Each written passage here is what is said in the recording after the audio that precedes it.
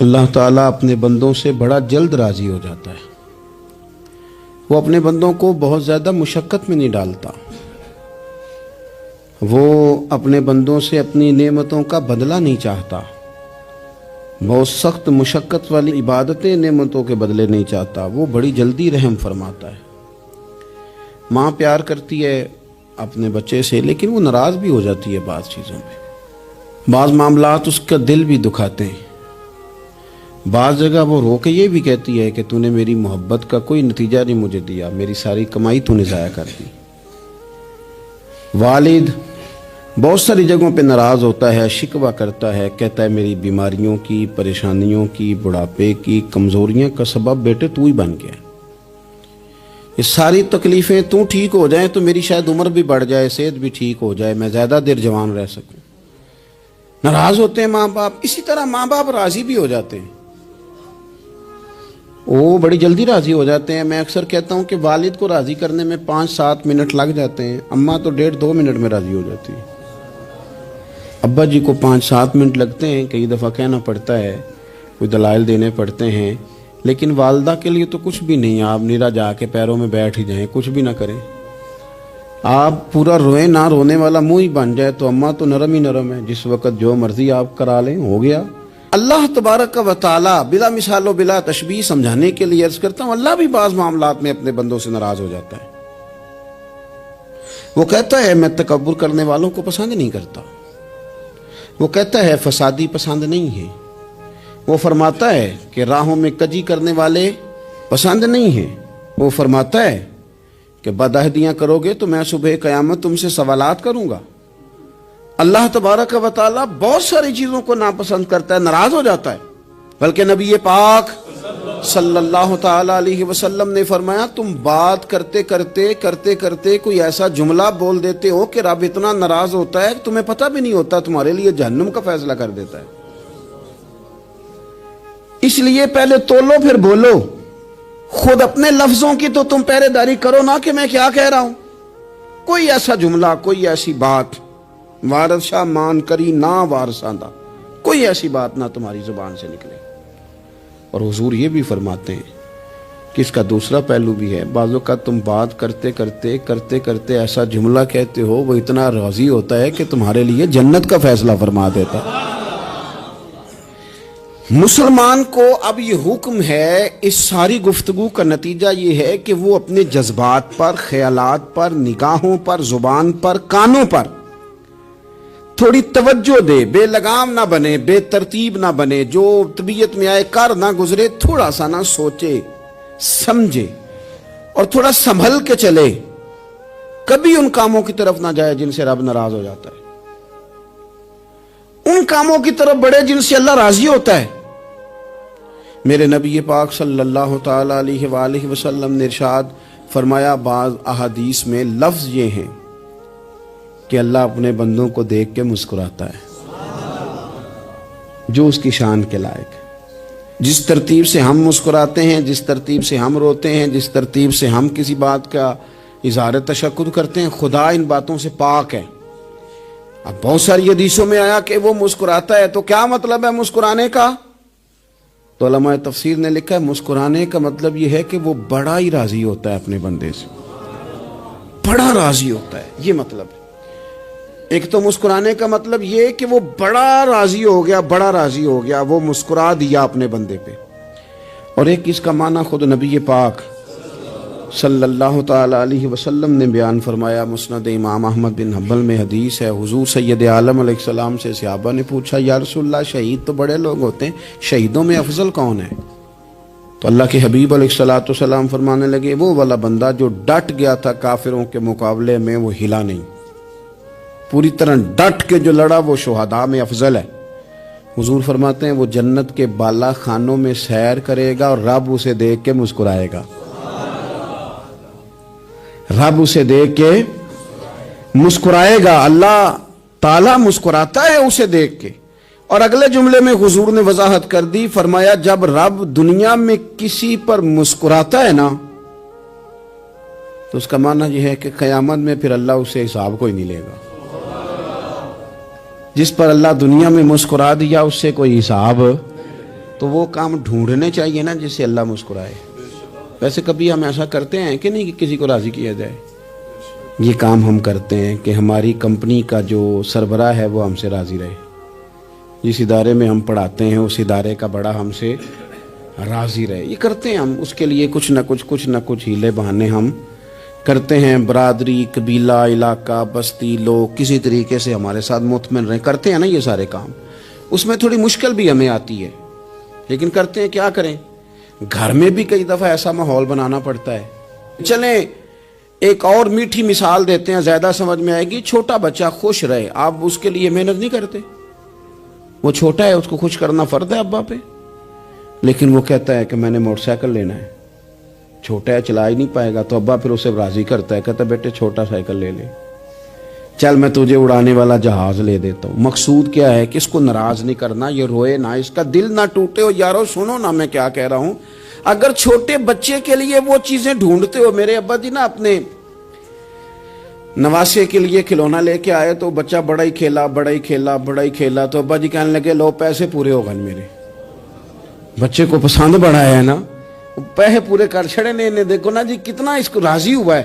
تو انسان کیا کرتا ہے کہ کوشش کرتا ہے چھوٹا بچہ بھی ناراض نہ ہو، تو وہ چیزیں وہ ڈھونڈتا ہے کہ اس کو کیا پسند ہے. چاکلیٹ لے جاؤں، فلاں چیز لے جاؤں، آئس کریم لے جاؤں. تو ایک بچے کے لیے، گھر کے لیے، سربراہ کے لیے اتنی محنت کرتے ہو، تو وہ کام بھی ہمیں ڈھونڈ کے تلاش کرنے چاہیے نا جس سے رب راضی ہوتا ہے، اللہ راضی ہوتا ہے. بتاؤں وہ کون کون سے کام ہیں؟ نبی کریم صلی اللہ تعالی علیہ وسلم نے ارشاد فرمایا 3 لوگ ہیں جنہیں دیکھ کے رب مسکراتا ہے. یا رسول اللہ صلی اللہ علیہ وسلم وہ کون کون سے؟ تو محبوب فرمانے لگے ایک وہ بندہ ساری مخلوق سوئی ہے، آدھی رات ہے، رات کا پچھلا پہر ہے، اس نے اٹھ کے وضو کر لیا، مصلی پہ کھڑا ہو گیا خدا کی یاد میں. فرمایا اسے دیکھ کے رب مسکراتا ہے جو اس کی شان کے لائق ہے.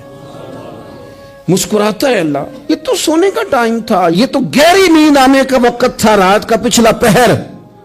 رات پوے تے بے درداں نو نیند پیاری آوے، تے درد منداں نو یاد سجن دی ستیاں وی آن جگاوے. اور ساون کی کالی راتوں میں جب بوندا باندی ہوتی ہے، وہ راتوں کو اٹھ اٹھ روتے ہیں جب خلقت ساری سوتی ہے. اللہ مسکراتا ہے. اور سننا میرے بھائی، میرے نبی پاک صلی اللہ تعالی علیہ وسلم فرماتے ہیں جب مسلمان نماز کے لیے صفیں بناتے ہیں نا، ترتیب لگ رہی ہوتی ہے، اب اللہ کی بارگاہ میں کھڑے ہوں گے، قیام کریں گے، رکوع کریں گے، سجود کریں گے. فرمایا جب مومن صفیں بناتے ہیں تو رب دیکھ کے مسکراتا ہے. مسکراتا ہے. کمال ہو گئے عروج بندگی کا. جب بندے کو دیکھ کے رب مسکرائے، خدا بندے سے خود پوچھے بتا تیری رضا کیا ہے، مسکراتا ہے. اور میرے نبی پاک علیہ السلام فرماتے ہیں جب مجاہد جہاد کے لیے صفیں سیدھی کرتے ہیں، آج تو یہ رب کے نام پہ مرنے ہی آ گئے، یہ صفوں میں کھڑے ہوں گے، ترتیب سے لڑیں گے، ترتیب سے گلا کاٹیں گے کافروں کا یا شہادت لیں گے. فرمایا جب جہاد کے لوگ صفیں بناتے ہیں تو رب انہیں دیکھ کے مسکراتا ہے. کتنے نصیبوں والا وہ بندہ ہے جسے دیکھ کے مسکرا دیا. او یار کبھی تیرا بیٹا تیرے سامنے مسکرائے نا چھوٹا، تو تیرا دل باغ باغ ہو جاتا ہے. تیری ماں بیمار کسی ایک دن صحیح طرح ہنس پڑے تو طبیعت خوش ہو جاتی. مجھے بتاؤ نا جس کا رب بھی اسے دیکھ کے ہنس پڑے، جو اس کی شان کے لائق ہے. کیا اس بندے کے نصیبیں ہیں، کیا اس کے مقدر ہیں. آپ اس مقام پر اپنے آپ کو لائیں. اب دیکھیں نا یہ حدیث ہم نے سن لی، اب ہم نے نا اس طرح صفحے نہیں بنانے جس طرح ساری دنیا. اب ذرا صفحے بھی شوق سے بنائیں گے. اب ذرا تھوڑا سا شوق پیدا کریں گے، بھئی یہ تو میں وہ کام کرنے لگا ہوں جسے دیکھ کے رب مسکراتا ہے. نبی پاک صلی اللہ علیہ وسلم نے فرمایا جب کوئی بندہ توبہ کرتا ہے نا، ہم توبہ کا رٹا لگاتے ہیں، یا اللہ میری توبہ یا اللہ. اور توبہ کا تو مطلب یہ ہے کہ پچھلے گناہوں سے پکی توبہ، آج کے بعد یہ غلطی نہ کرنے کا پکا وعدہ. تو نے ساری شب برات رو کے گزاری ہے، بتا سویرے جھوٹ جوڑنے کا ارادہ ہے تیرا؟ آج کے بعد رشوت تو نہیں نہ لے گا، ملاوٹ تو نہیں نہ کرے گا، یہ توبہ ہے. اور اگر سارے کام اسی طرح کرنے تو پھر یہ توبہ کا رٹا ہے، جتنا مرضی لگاؤ.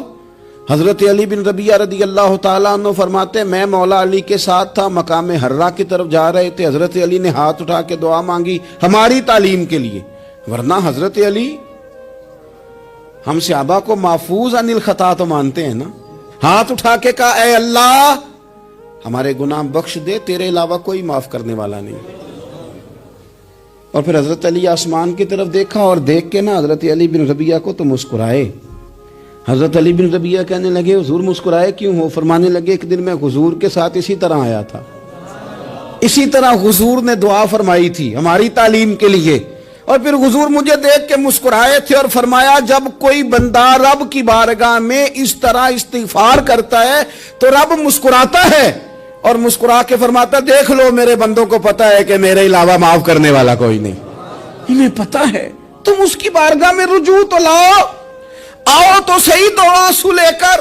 اقبال کہتے ہیں کہ موتی سمجھ کے شان کریمی نے چن لیا، قطرے دو گرے میرے ار کے انفعال کے، دو میں نے آنسو بہائے تھے تو اس کے کرم نے تو موتی سمجھ کے چن لیے۔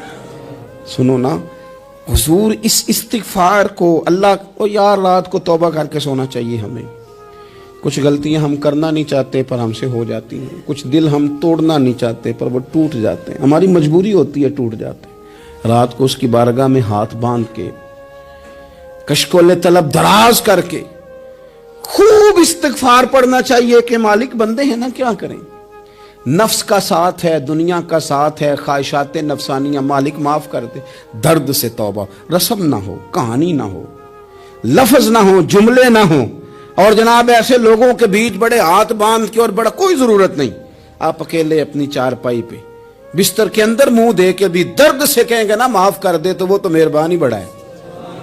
میرے نبی پاک صلی اللہ علیہ وسلم مثال دیتے ہیں، فرمایا ایک آدمی صحرا میں جا رہا، صحابہ سے حضور خطاب کر رہے ہیں، فرمایا ایک آدمی صحرا میں جا رہا تھا، اس نے اپنی اونٹنی پہ کھانا پانی پیسے ہر چیز رکھی ہوئی تھی، صحرا تھا بہت بڑا، درمیان صحرا کے گیا تو تھوڑا سا سستانے کے لیے آرام کرنے کے لیے اونٹنی سے نیچے اترا، اب اس نے اونٹنی کی لگام اونٹنی کی نکیل اپنے سرہانے کے نیچے رکھی، ہاتھ کے ساتھ پکڑی اور سو گیا، تھوڑی ہی دیر کے بعد جب اس کی آنکھ کھلی تو دیکھا اونٹنی غائب ہے، صحرا میں وہ پیدل نہ آگے جا سکتا ہے نہ پیچھے جا سکتا ہے، نہ دائیں نہ بائیں، کھانے کو روٹی نہیں، پینے کو پانی کا قطرہ نہیں، تھوڑا ادھر بھاگا ادھر بھاگا تھک گیا، کریم محبوب فرماتے ہیں وہ پوری طرح نڈھال ہو گیا اور مایوس ہو گیا، معاذ اللہ مایوس ہو کے دوبارہ اسی جگہ آ کے لیٹ گیا جہاں پہلے لیٹا تھا، انتظار کرنے لگا کہ اب موت ہی آئے گی،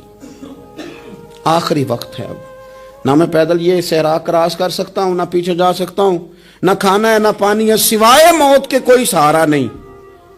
حضور فرماتے ہیں وہ رستے میں دوبارہ لیٹ گیا، اچانک اس نے رخ بدلا تو اونٹنی سامنے کھڑی تھی، حضور نے صحابہ سے پوچھا بتاؤ نا اسے بھلا کتنی کو خوشی ہوگی؟ یا رسول اللہ جسے نئی زندگی مل گئی ہے، آپ دیکھیں نا سارے ڈاکٹروں نے کہہ دیا کہ اس کے تو گردے معدہ جگر ہر چیز ختم ہے، گھر لے جاؤ خدمت کرو، ہر طرف پریشانی ہے، وہ بندہ بھی سمجھ گیا ہے کہ آخری وقت آ گیا، کل جاؤں پرسوں جاؤں، تیاری ہو گئی، سب لوگ آ گئے، باہر والے بھی آ گئے، یہ ماحول ایک عجیب رنگ اختیار کر گیا۔ اچانک ایک ڈاکٹر نے آ کے کہا نہیں غلطی لگ گئی تھی۔ مجھے بتائیے انداز کیا ہوتا ہے؟ بغیر دوائی کے بندہ اٹھ کے کھڑا نہیں ہو جاتا، او میں تو بچ گیا ہوں۔ نبی پاک صلی اللہ علیہ وسلم فرمانے لگے اس کی اونٹنی مل گئی، بتاؤ بھلا اسے کتنی خوشی ہوگی؟ یا رسول اللہ وہ تو دوبارہ دنیا میں آ گیا۔ حضور فرمانے لگے اسے کچھ بھی خوشی نہیں ہوئی، جب کوئی رب کا گناہگار بندہ آ کے توبہ کرتا ہے رب کو اس سے کئی گنا زیادہ خوشی ہوتی ہے۔ میرا بندہ آ گیا ہے، میرا بندہ آ گیا ہے، میرے گھر آ گیا، اس نے آنسو بہائے ہیں، اس نے کہا اللہ میں تیرا ہی ہوں، تیرا ہی رزق کھاتا ہوں، تیری ہی زمین پہ رہتا ہوں، تیرے نام سے میری سانسیں چلتی ہیں۔ وہ آ گیا، فرمایا اس اونٹنی والے سے زیادہ رب کو خوشی ہوتی ہے جب گناہگار آ کے توبہ کرتا ہے۔ گناہگاروں کے آنسو اس کی بارگاہ میں بڑے مقبول ہیں، لیکن ہم رسم ادا کرتے ہیں، توبہ نہیں کرتے، ہم اپنے آپ کے ساتھ دھوکہ کرتے ہیں، جھوٹ بولتے ہیں۔ ہم بندہ کوئی ناراض ہو جائے تو ہمیں کو نہیں نیند آتی، اس کے گھر چلے جاتے ہیں، ہم اپنے سارے رشتوں کو تعلقات کو مینٹین کر کے رکھنے کے عادی ہیں. ہمیں پتہ ہے کہ وہاں میں نہیں جا سکا تو بیٹا بھیجتا ہوں, فلاں شادی پہ میں نہیں جا سکا تو بھتیجا بھیجتا ہوں, بھائی بھیجتا ہوں. ہر تعلق کا ہم نے خیال رکھا کوئی روٹھ نہ جائے. لیکن کمال ہے نا, یہ نہیں سوچا کہ اگر رب روٹھ گیا تو جب وہ روٹھ جائے نا تو سارے رشتے بھی بندے کے پاس موجود ہوں تو کوئی کارآمد نہیں ہوتا. پھر کروڑوں روپیہ جیب میں ہوں تو ڈاکٹروں کی دوائیاں اثر نہیں کرتی. وہ روٹھ جائے تو پھر انسان اس طرح سے پھسلتا ہے کہ بڑے بڑے اس کے پاس دروازے ہوتے ہیں پر کسی جگہ اس کا ہاتھ نہیں لگتا. خدا را خیال کریں, دنیا روٹتی ہے تو روٹھ جائے, رب رسول ناراض نہ ہونے پائیں, اس کا خیال کریں. حضور فرماتے ہیں وہ مسکراتا ہے, اسے خوشی ہوتی ہے جب کوئی اس کا بندہ اس کی طرف رجوع کرتا ہے. میرے عزیزو, رسول پاک صلی اللہ تعالی علیہ وسلم نے ان لوگوں کے تذکرے کیے جنہیں دیکھ کے رب مسکراتا ہے. ہم نا گناہگاروں پر بھی فتویٰ دینے میں جلدی کرتے ہیں اور نیکی پر بشارت دینے میں بھی جلدی کرتے ہیں, حالانکہ یہ ہماری ذمہ داری نہیں. پتہ نہیں اللہ تعالیٰ کس کو کب توفیق توبہ دے کے اپنے قریب کر لے, لیکن بڑی جلدی ہے, بڑی جلدی فتویٰ دینے میں. اور یہ فتویٰ صرف مفتیوں کا نہیں رہ گیا, یہ میری طرح کے آپ کی طرح کے ڈھیروں لوگ ہیں جنہوں نے جیبوں میں فتوے ڈالے ہوئے. بھئی آپ نے کیوں ذمہ داری لے لی ہے جنت میں داخل کرنے کی اور نکالنے کی؟ یہ تو میرے رب کریم کا کرم ہے, وہ جس کو چاہے جب چاہے جتنا چاہے عطا کرے. لیکن کچھ لوگ نا بڑے پکے ہو گئے ہیں کہ شاید جو میں سوچ رہا ہوں وہی درست ہے. کبھی کبھی کچھ چیزیں عجیب بھی ہوتی ہیں, لہذا خدا کی رحمت پر بھروسہ کر کے بات کرنی چاہیے. اپنی مرضی کے فتوے نہیں داغنے چاہیے. وہ دیکھو جی فلانا بندہ یوں کر رہا ہے, آپ کو پتہ ہی نہیں پوری بات کا, آپ کو علم ہی نہیں پوری بات کا. حضرت بہاءاللہ نقشبند بخاری رحمت اللہ علیہ فرماتے ہیں میں حج کرنے گیا تو وہاں میں نے ایک آدمی کو کروڑوں کا کاروبار کرتے دیکھا تو میرے دل میں خیال ہے یہاں بھی اللہ اللہ کرنی چاہیے تھی, دنیا داری کر رہا ہے. لیکن فرماتے ہیں حج سے فارغ ہوئے تو میں نے دیکھا وہی بندہ سارا کچھ رب کی بارگاہ میں خیرات کر رہا ہے اور سینکڑوں غریب حاجی ہیں جن کو پورے پورے خرچے دے رہا ہے. تو میں نے وہیں اپنی سوچ سے توبہ کی کہ میں کہاں تھا. بڑی جلدی کھڑے نہ ہو جائیں. حضرت حسن بصری رحمت اللہ تعالی علیہ ارشاد فرماتے ہیں کہ میں دریا کے کنارے گیا تو وہاں میں نے ایک شخص کو دیکھا, وہ اپنی ایک خاتون کی گود میں سر رکھ کے بیٹھا اور قریب ایک بوتل بھی پڑی ہے. میرے دل میں معاذ اللہ خیال آیا کہ دیکھو کس انداز میں ایک عورت کے ساتھ یہ ہے اور پاس بوتل بھی پڑی ہے, جانے شراب ہے. کہتے میں سوچ ہی رہا تھا کہ اچانک ایک کشتی آ رہی تھی دریا میں, وہ ہچکو لے کھائے, کشتی میں 4-5 لوگ تھے, وہ دریا میں ڈوبنے لگے. وہ آدمی تیزی سے اٹھا, دریا میں چھلانگ لگائی, پہلے ایک کو نکالا, پھر دوسرا نکالا, پھر تیسرا نکالا. ایک بندہ رہ گیا, کہنے لگا حضور مجھے تو آپ نے گناہگار سمجھا ہے, میں تو بڑے غلط انداز میں یہاں بیٹھا ہوں, آپ نے جو سوچا چلیں گے چوتھا بندہ آپ نکالنا ہے. کرے نا یہ کام, کرے نا یہ کام. بڑے بھولے بھالے بڑے اللہ والے, ریاض آپ کو بس ہم ہی جانتے ہیں. اتنی جلدی فتویٰ. حضرت حسن بصری فرماتے ہیں میں پشیمان ہوا, میں نے کہا مجھے تیرنا نہیں آتا, تو دیر نہ کر, چوتھا ڈوب نہ جائے. پھر اس نے چھلانگ لگائی, چوتھا بھی نکال لایا اور کہنے لگا حضرت آپ نے جلدی کی سوچنے میں, یہ بی بی میری ماں ہے اور یہ سرکے کی بوتل ہے. ہم ماں بیٹے کا یہ مشغلہ ہے کہ یہ وہ جگہ ہے جہاں آ کے لوگ مسافر اترتے ہیں اور یہاں سے کسی کا گھر 100 میل ہے, کسی کا 200 میل ہے. ہم صبح سرکہ کھجوریں روٹیاں لے کے یہاں آتے ہیں, مسافروں کی نوکری کرتے ہیں, کوئی پریشان ہو تو مدد کرتے ہیں. حضرت خواجہ حسن بصری فرماتے ہیں میں نے معافی مانگی, ان سے بھی مانگی, رب سے بھی مانگی. انہوں نے مانگ لی نا بزرگ تھے, پر ہم کو نہیں تیار مانگنے کو. ہم ہر وقت بدگمانیاں, وہ فلانا فلانے جرم کرتا تھا میں اسے اب کیسے نیک مان لوں. بھئی اب وہ نمازی ہے, خدا کے گھر آتا جاتا ہے, اب اللہ کی بارگاہ میں حاضر ہوتا ہے. جب رب نے معاف کر دیا تو بھی سوچ بدل جا. سنیں حضور کیا فرماتے ہیں. نبی پاک صاحب الاخلاق صلی اللہ تعالی علیہ وسلم فرماتے ہیں, مسند امام احمد بن حنبل دیکھیے, فرمایا رب اس وقت بڑا ہی مسکرائے گا جب قاتل بھی جنت میں جائے گا, مقتول بھی جنت میں جائے گا. یا رسول اللہ مقتول تو گیا, یہ قاتل کیسے چلا گیا؟ حضور فرماتے ہیں جائے گا, اور جائے گا اور رب مسکرائے گا جو اس کی شان کے لائق ہے. یا رسول اللہ کس طرح؟ تو نبی پاک صلی اللہ علیہ وسلم فرمانے لگے اس نے ایک مومن کو قتل کیا تھا، وہ شہید ہو کے جنت میں چلا گیا، اب اللہ نے بعد میں اسے توبہ کی توفیق دے دی۔ پہلے اس نے کلمہ پڑھا، پھر یہ میدان میں اترا، کافروں سے لڑا، یہ شہید ہوا، رب نے اسے بھی جنت دے دی۔ قاتل بھی جنت میں، مقتول بھی جنت میں، اور بات اتنی انوکھی ہے کہ رب دیکھ کے مسکرا رہا ہے، جو اس کی شان کے لائق ہے۔ ہم جلدی میں ہیں، ہم انتظار نہیں کر رہے کہ شاید توبہ کر جائے، ہم انتظار نہیں کر رہے، لیکن میرے عزیز اتنی جلدی نہ کریں۔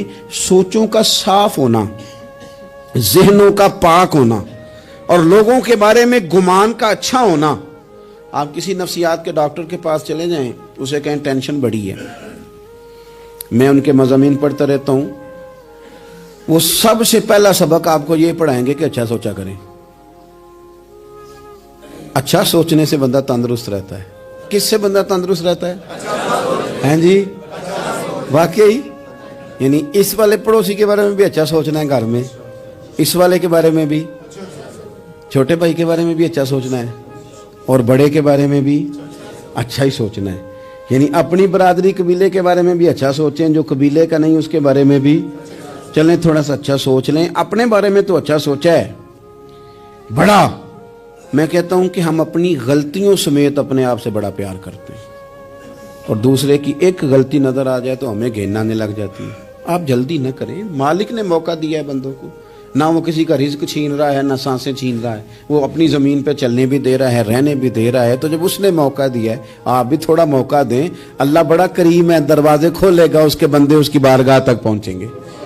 بدگمانیاں اور پھر بدگمانیوں کا عروج، اور اس لیول تک جا کے بات کر دینا ہے کہ جہاں سے خوف آئے کہ یار یہ بات نہیں کرنی چاہیے۔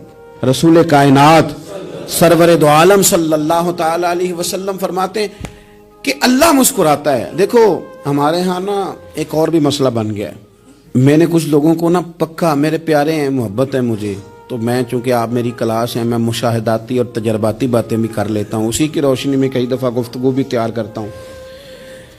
کچھ لوگوں نے نا پکا ذہن بنا لیا یہ کہنے کا کہ ہاتھ بڑا تنگ ہے، پکا، آپ جس وقت پوچھ لیں ان کا ہاتھ اور بڑا ہی زیادہ تنگ ہے۔ آپ یقین کریں، بہن کا جو خامند ہے وہ کہہ رہا ہے جا حصہ لے کے آ، تیرے بھائیوں کی کمائی تو نہیں، تیرے ابا کی ہے، لے کے آ۔ وہ بیچاری اس کی منتیں کر رہی ہے، کہتی ہے اگر جاؤں گی نا تو وہ کہیں گے حصہ لے جا، آج کے بعد ہمارے گھر نہ آنا، میرا دروازہ نہ بند کرو، مہربانی کرو۔ اور بھائی سے بات کرتی ہے تو کہتا ہے ہاتھ ہی بڑا تنگ ہے، جب ٹھیک ہوگا تو دے دوں گا۔ نہ کریں یہ ظلم۔ ہمارے اپنے تڑپتے رہتے ہیں اور ہماری دولتیں اندر پڑی رہتی ہیں، ہمارے اپنے چھوٹی چھوٹی ضروریات کے لیے پریشان ہوتے ہیں، لیکن ہم بڑے بڑے بہانے ہیں ہمارے پاس، کہتے ہیں یہ نکما ہے، یہ نکھٹو ہے، یہ کام نہیں کرتا، اس میں فلانا ہے، بے فلانا ہے، بلہذا میں نے نہیں ساتھ چلنا۔ اظہار جب آپ کے اندر پیدا ہوتا ہے نا، اظہار جب کسی کے لیے آپ حساس ہوتے ہیں تو آپ کو بھی سرور حاصل ہوتا ہے۔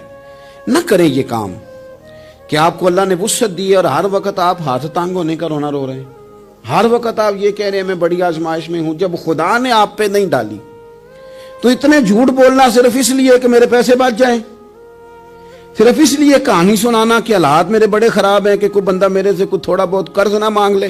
سنو، نبی پاک صلی اللہ علیہ وسلم کے پاس مہمان آ گیا، بخاری مسلم ہے، حضور نے ازواج مطہرات کے گھروں میں پیغام بھیجا، کچھ چیز ہے ضیافت کے لیے؟ یا رسول اللہ کچھ بھی نہیں، یہ دو جہاں کے شاہ ہیں اور پاس کچھ رکھتے نہیں، دو جہاں کی نعمتیں ہیں ان کے خالی ہاتھ میں۔ یا رسول اللہ کوئی چیز بھی نہیں۔ حضور نے صحابہ کے مجمع پہ نظر ڈالی، یا رسول اللہ صلی اللہ علیہ وسلم حکم ہو، تو حضور فرمانے لگے تم میں سے کوئی بندہ ہے جو اسے گھر لے جائے روٹی کھلائے؟ ایک صحابی اٹھے فوراً، حضور میں لے کے جاتا ہوں کھانا کھلاتا ہوں، فرماتے ہیں میرے گھر میں صرف بچوں کا کھانا تھا، یہ نہیں کہ فریزر بھرا ہوا ہے نعمتوں سے، صرف بچوں کا کھانا، یہ نہیں کہ کسی کو دیکھ کے اپنی ہنڈیا پہ برتن دے لیا، صرف بچوں کا کھانا۔ کہتے ہیں گھر گیا، بیوی سے کہا کیا کیفیت ہے؟ کہنے لگی بچوں کی روٹی ہے۔ میں نے کہا بچے سلا دے، صبح ناشتہ کر لیں گے۔ تو کہنے لگی آپ کیا کھائیں گے؟ تو میں نے کہا نہ میں کھاؤں گا نہ تو کھائے گی، مہمان جو نبی پاک کا ہے۔ کہا اچھا، اب ذرا تجویز دیکھو میاں بیوی کی سوجھی آپس میں. کہتے ہیں کھانا لگا دینا کیونکہ ایک آدھ بندے کا کھانا ہے. اپنی غربتوں کا ہر جگہ اظہار کرنا, رونا. یہ دیکھو غربت کیسے چھپائی جا رہی. اس کو کہا نہیں کہ چل تو تھوڑا رحم کھا, تو آیا ہے تو تھوڑا رحم کھا, یہ نہیں کہا اٹھ کے نا تو کھانا رکھنا اور اٹھ کے نا چراغ ٹھیک کرنے کے بہانے بجھا دینا. ہم دنیا والوں کے سامنے کیوں اپنے دکھ بیان کریں؟ ہم جو کہیں گے رب رسول کی بارگاہ میں کہیں گے. تو نا چراغ ٹھیک کرنے کے بہانے, اہلیہ اٹھی کھانا دینے کے بعد چراغ ٹھیک کرنے کے بہانے بجھا دیا. خامد بھی ہاتھ چلاتے رہے, بیوی کبھی برتن رکھتی کبھی اٹھاتی, پتہ چلے کہ کھانا کھا رہے ہیں, کھانا کھایا جا رہا ہے. کہتے ہیں مہمان پیٹ بھر کے کھانا کھا گیا. یہ کام ہوا رات کے اندھیرے میں, اس وقت ہوا جب چراغ بھی بند تھا, اس وقت ہوا جب کوئی دیکھنے والا نہیں تھا, کسی پڑوسی کو بھی خبر نہیں تھی. فرماتے ہیں صبح کے اجالے میں اس مہمان کو لے کے مسجد نبوی میں نے قدم رکھا تو نبی کریم نے فرمایا رات جو تم نے کام کیا ہے نا اسے دیکھ کے میرا رب بڑا مسکرایا ہے, اللہ بڑا مسکرایا ہے. اللہ تر دامنی پہ شیخ ہماری نہ جائیے, ہم دامن نچوڑ دیں تو فرشتے وضو کریں. یہ شان ہے صحابہ کی. نبی کریم علیہ السلام نے فرمایا رب رات مسکرایا تیرا یہ انداز دیکھ کے, اور اس نے قرآن نازل کیا وَيُؤْثِرُونَ عَلَىٰ أَنفُسِهِمْ وَلَوْ كَانَ بِهِمْ خَصَاصَةٌ. کچھ لوگ وہ ہیں جنہیں بڑی بھی ضرورت ہو تو دوسروں پر اثار کر دیتے ہیں, قربانی دے دیتے ہیں. رب مسکرایا ہے, اندر پیسے رکھے ہوئے ہیں, اندر پیسے رکھے ہوئے ہیں, اور بہن آ کے منت کر رہی ہے کہ بھائی حالات بڑے خراب ہیں, تھوڑی سی مہربانی کر. تو کہتے ہیں بہن پردہ ہی ہے بس, کیسے بتاؤں تجھے حالات, تجھے کیا بتاؤں کام کتنی مشکل سے چلتا ہے, یہ پردہ ہی ہے بس. بہرحال اگر تو نے کہا ہے نا 50,000 تو میں زیادہ نہیں کو 20 کو دے دوں گا تجھے, وہ بھی خاصی نیکی کر کے, وہ بھی بتا سکھا کے. رات اماں پہ علیحدہ سے احسان چڑھاؤں گا, ابا پہ علیحدہ سے چڑھاؤں گا کہ تمہاری بیٹی کے ساتھ تعاون کر رہا ہوں, سارے علاقے کو ویسے ہی بتاؤں گا. اور وہ غریبنی بیچاری 20,000 لے کے گھر گئی ہے, پہ سفارشیں کر رہی ہے کہ مہربانی کرو. میں نے ایسے بھی دیکھے ہیں جو پہلے بیوی کو پکڑاتے ہیں تو دے, اس لیے کہ پھر وزیر اعظم تو ڈنڈا نکال لے گا تو بڑا مشکل ہو جائے گا پھر گھر میں رہنا, لہذا وہ یہ تو آگے لگ. یہ کیا لہجہ ہے آپ کا, یہ تو کسی کو بھی دیں تو چھپا کے دینے کا حکم ہے, کسی کو بھی دیں تو ہمیں حکم یہ ہے کہ سیدھے ہاتھ سے دینا ہے, الٹے کو خبر. اور یہ جو بالکل ہی اپنے ہیں ان پر تو پردہ پوشی آپ کے لیے ویسے ہی ضرورت تھی.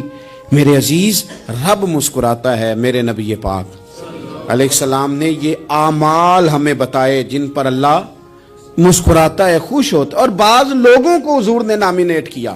حضرت سعد بن معاذ رضی اللہ تعالیٰ عنہ عظیم صحابی تھے. یہ وہ خوبصورت صحابی ہیں جن کے جنازے کو کندھا میرے نبی پاک نے عطا فرمایا, حضور نے کندھا عطا فرمایا.